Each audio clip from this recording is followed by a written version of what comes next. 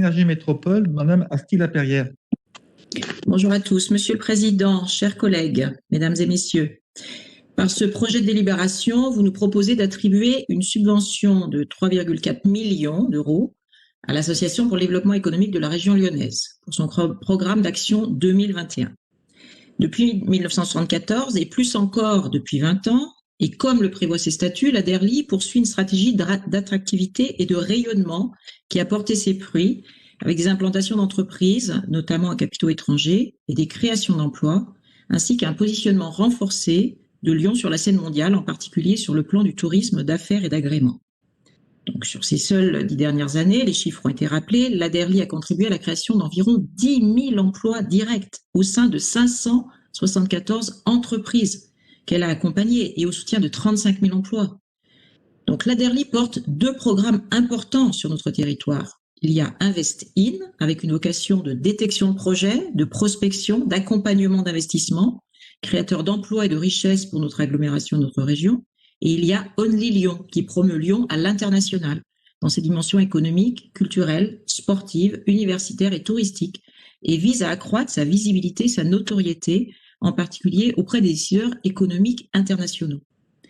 Dans un contexte mondial qui ne cesse d'évoluer, l'association a réfléchi à de nouveaux angles d'évaluation de sa contribution au développement économique du territoire, et au travers notamment de la réalisation d'un bilan de son impact territorial sur la dernière décennie.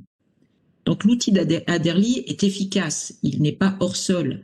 Il est vrai que la stratégie d'attractivité comporte aussi des externalités négatives, mais nous ne pouvons pas donner le sentiment que l'outil n'aurait pas répondu à la mission qui lui était assignée. Donc faisons attention à ne pas jeter le bébé avec l'eau du bain. En tant que principal contributeur, la métropole a bien sûr son mot à dire sur ses orientations qui peuvent évoluer en fonction des enjeux et des impératifs écologiques, économiques et sociaux qui sont devant nous.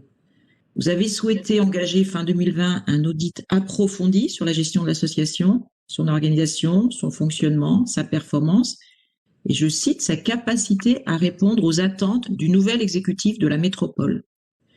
Jolie manière de dire que vous entendez que la DERLI se plie à vos objectifs politiques, quel que soit l'avis des autres contributeurs et membres du conseil d'administration.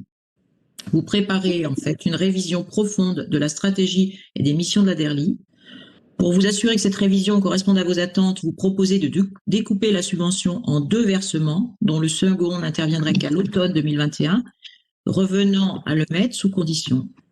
Est-ce donc que vous avez des inquiétudes sur la capacité de la DERLI à s'adapter à vos orientations? Ou alors que vous ne savez pas encore précisément ce que vous attendez de la DERLI? Cela ne semblait vraiment pas clair à l'écoute des échanges aux commissions de développement économique. Ce qui est le plus étonnant peut-être, c'est que vous nous proposez de diminuer la subvention globale de 5%, alors même que la mission d'audit n'est pas terminée et que vous n'en connaissez donc pas encore les conclusions.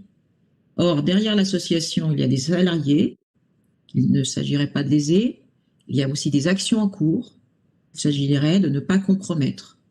En conséquence, nous nous abstiendrons sur ce dossier.